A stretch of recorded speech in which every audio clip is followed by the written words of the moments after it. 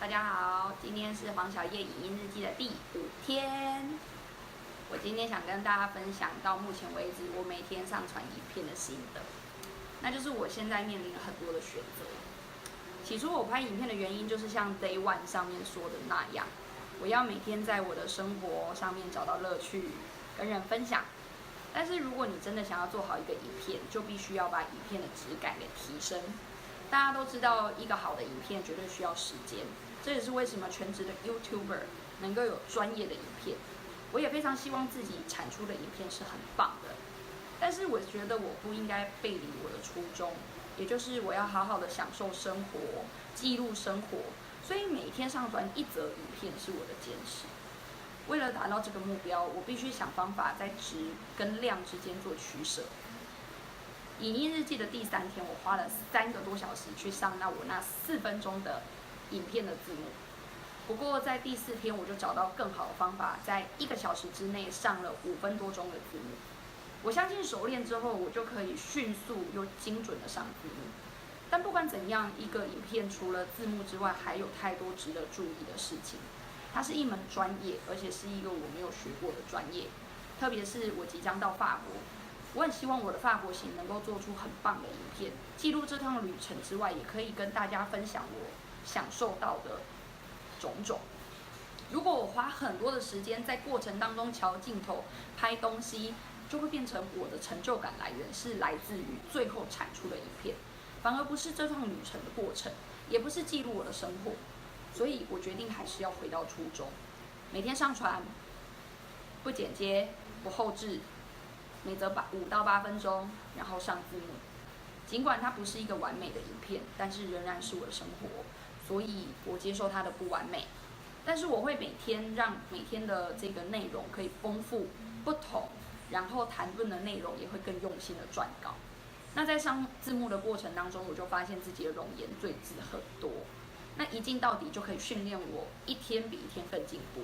学着精准讲话，没有赘字，这一点我觉得很棒。所以我不打算改掉一镜到底的原则。不过有很多的东西我还在摸索。如果你跟随我的脚步，你就会看见我的努力。那努力会不会有人看见？我觉得太难掌握了。我能做的就是每天在做这件事的过程当中都开开心心的，以免我光是剪片就能够剪到忧郁症复发。以上就是关于影音日记的部分我的心得。那今天想要讲的第2件事情就是关于忧郁症的成因。如果你上网找忧郁症的资料，你就可以看到很多很多的资料。在我念社工研究所的时候，也读过非常非常多的 paper。那在研究忧郁症跟自杀的原因跟成因的部分非常多，但是我今天要讨论的是从我一个读过理论的人，但是同时罹病过的人来讨论这件事情。关于忧郁跟自杀的研究，目前都是针对已经得到这个病的病人，他们有一些个人的资料，然后用统计的方式来预测，当你有这样的条件，你得到忧郁症的可能性有多少，借以了解忧郁症是否跟某些特定的因素有关。但毕竟一个研究没有办法追踪一个人的一生，所以说只好从病人已经生病了之后，再来回溯他的过往，找出可能有的成因，再来用来做自杀的预防跟预测。好，不过我以下说的这个论点跟那些研究完全无关，完全出自于我的经历，还有结合我在忧郁症当中摸索的过程所得到的结论。尽管它没有任何的研究来佐证我说的话是不是完全正确，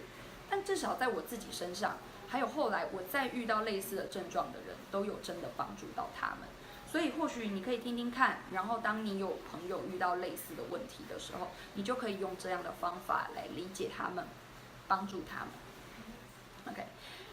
请完全的把忧郁症想成感冒病毒。如果你会感冒，就只有一个原因，就是你的抵抗力下降了。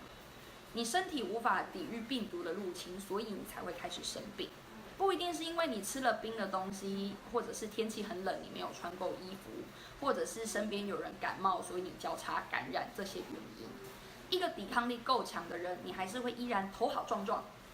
所以讲说忧郁症的成因，如果跟家族病史有关，跟性别有关，或者是因为失恋、丧偶、生产等等的原因而得到忧郁症，我认为都是很不精确的说法，因为它并不适用于每一个人。那既然并不适用于每一个人，就够严谨一点，就要说这些理论其实都是可以被推翻的。那平常的人会感冒的原因可能非常的随机，根本可以说一个人一生当中都有可能感冒。所以你说忧郁症的好发期可能是在什么时候的这种事情，我觉得是任何时候都是有可能会发生的。那抵抗力到底什么时候会下降？简单来说，就是在你吃不饱、睡不好、身体劳累，或者是说你长期消耗的时候，这时候你就很有可能开始忧郁、低潮。但是一般来说，你只要有适度的休息跟放松，你很快就会好起来了。但如果你没有，你放任它不管的话，那你就继续劳累下去的话，你的感冒就很有可能演变成重感冒，或甚至是肺炎。那如果肺炎的话，就是会死人的。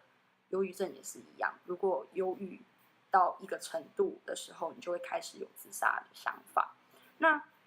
如果你感冒、发烧、流鼻水、一直咳嗽的时候，那些症状让你很痛苦，然后这个时候你跟你的朋友讲你的症状的时候，你的朋友如果跟你讲说啊，你就不要流鼻水啊，你就不要发烧啊，你会怎么想？你会觉得他真的是一个超级大白目。那我觉得感冒也是，忧郁症也是一样的。当一个人正在忧郁期，他忧郁症发作的时候，他对任何事情兴趣缺缺，他睡不着、吃不下，然后觉得人生无望，然后充满了负面想法的时候，你如果跟他讲说，你就看开一点啊，你就乐观一点啊，那就是一样的一种白目的行为。如果他可以命令感冒的病毒或忧郁的病毒不在他身体里面肆虐的话，那他就也不会生病了。这样大家明白了吗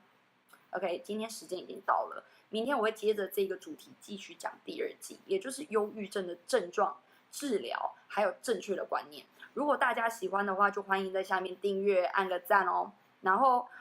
对于忧郁症的病人这件事情，我真的会花很多的时间讲这件事情。希望大家呢，不要再对忧郁症的病人讲一些狗屁撒，然后让他们的症状变得更严重的事情了。以上是我今天的心得，拜拜。